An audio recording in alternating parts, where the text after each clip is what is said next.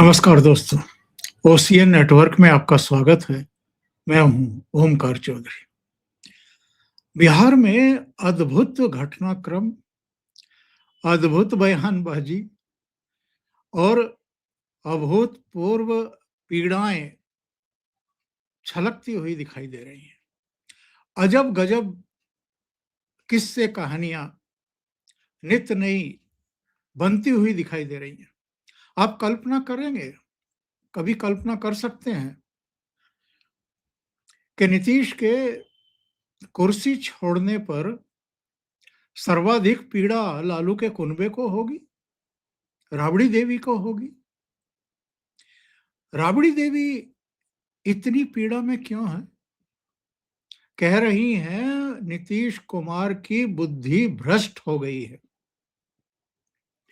और वो खुद कुर्सी छोड़ करके नहीं जा रहे हैं, बल्कि भारतीय जनता पार्टी उनको जबरन कुर्सी से उतार करके दिल्ली ले जा रही है। राबड़ी देवी, लालू यादव की पत्नी, जो खुद लालू यादव के चारा घोटाले में जेल जाने पर उनकी जगह मुख्यमंत्री की कुर्सी पर बैठ गई थी। कहने को वो सामान्य गृहिणी है और लालू यादव के घर को, बच्चों को ही संभालती रही हैं। लेकिन अजब गजब कहानी ये है कि जो वंशवाद आधारित पार्टियां हैं, वो चाहे लालू की हो या अलग अलग राज्यों में बहुत सारे खानदानों के नाम गिनाए जा सकते हैं, मुझे गिनाने की जरूरत भी नहीं है। आप लोग बहुत अच्छे तरीके से उन सब चेहरों से और खानदानों से और उनके अगली पीढ़ी से भी अब परिचित हो ही चुके हैं। अब लालू यादव तो बीमार रहते हैं और बताते हैं कि लोगों को पहचानते भी अब कम हैं, स्मृति दोष भी है, तमाम तरह के मुकदमों के जाल में भी फंसे हुए हैं, तो वो अलग एक टेंशन है। उम्र हो ही रही है। राबड़ी देवी भी उन्हीं के समकक्ष है, उनसे 2, 4, 5, 7 साल छोटी होंगी। लेकिन जो भी लालू यादव के परिवार के भीतर देखने को मिला, हम लोगों ने देखा खुली आंखों से, वीडियोग्राफ सामने आए। रोहिणी आचार्य की खुली बगावत अपने भाई तेजस्वी के खिलाफ और उनके जो सलाहकार हैं, हरियाणा से आकर के उनको सलाहें दे रहे हैं, तो उसके खिलाफ, उनके तौर तरीकों के खिलाफ, और घर छोड़ करके जाना। और बाकी बहनों के बारे में भी जानकारी मिली कि वो भी रोहिणी आचार्य के साथ जो हुआ घर के भीतर, और दोष तो तेजस्वी पर ही दिया जा रहा है सब ओर से। और तेजस्वी के साथ जिस तरीके से राबड़ी देवी का मोह दिखाई दे रहा है, क्योंकि बीच में तेज प्रताप ने कोशिश की थी, लालू यादव का भी बयान आया था कि तेज प्रताप अब सबके साथ रहेंगे, घर में रहेंगे, लेकिन शायद भांपने के लिए या तेजस्वी का रवैया क्या रहता है ये जानने के लिए उन्होंने एक आयोजन किया था और उस आयोजन का कार्ड देने के लिए बाकायदा घर गए थे। लालू को अलग दिया था, राबड़ी को अलग दिया था, तेजस्वी को अलग दिया था। तो राबड़ी देवी और तेजस्वी नहीं पहुंचे, लालू तो पहुंचे थे। राज्यपाल आरिफ मोहम्मद खान से लेकर के और भारतीय जनता पार्टी के भी शीर्ष नेतृत्व में से वहां पहुंचे थे बिहार के, लेकिन तेजस्वी और राबड़ी देवी नहीं पहुंची थी। अब वो राबड़ी देवी अगर नीतीश कुमार के हटने से इतनी पीड़ा में हैं, तो फिर कारण तो समझने पड़ेंगे ना कि वजह क्या है। जो लालू का कुनबा पानी पी पी करके कोसता रहा है नीतीश को, केवल इसलिए कि वो उनका साथ छोड़ करके वापस भारतीय जनता पार्टी के साथ क्यों चले गए। 2022 में नीतीश ने पलटी मार करके फिर से लालू यादव कुनबे और कांग्रेस के साथ, वामपंथियों के साथ मिलकर के ही सरकार बनाई थी। लेकिन 2024 के लोकसभा चुनाव से ठीक पहले उन्होंने फिर पलटी मारी, फिर भारतीय जनता पार्टी के साथ चले गए। नतीजा जो डिप्टी चीफ मिनिस्टर थे उनकी सरकार में, लालू यादव के बेटे तेजस्वी, वो पैदल हो गए। उनके दूसरे भाई तेज प्रताप जो कैबिनेट मंत्री थे, वो भी पैदल हो गए। और इसी को कहते हैं अर्श से फर्श पर टपकना। तो लालू यादव कहाँ तो सत्ता का पूरा जो है मजा ले रहे थे, पावर का मजा ले रहे थे, और कहाँ अचानक नीतीश कुमार के फिर से पलटी मारने पर वो लोग एक तरीके से सड़क पर आ गए। राबड़ी देवी की पीड़ा पता है क्या है? नीतीश कुमार की जगह अगर भारतीय जनता पार्टी का मुख्यमंत्री बनने जा रहा है तो लालू यादव की के परिवार की जो रही सही संभावना होती है नीतीश कुमार के रहते हुए, कि अगर कोई खटपट हो, कोई गुस्सा नाराजगी हो, नीतीश कुमार का मन फिर से अगर कुछ विचलित हो जाए तो फिर से उनकी सरकार बन सकती है। पर इस बार मतदाताओं ने एक्चुअल में लालू यादव के परिवार को उस लायक भी तो नहीं छोड़ा कि वो नीतीश के साथ मिलकर के कोई खेल कर सकें। इस बार तो बुरी गत में ला करके छोड़ दिया उनको।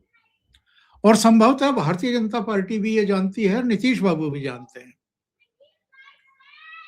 नीतीश कुमार 10वीं बार मुख्यमंत्री पद की शपथ लेना चाहते थे, ऐसी उनकी इच्छा थी, ऐसी सूचनाएं आ रही हैं भीतर से।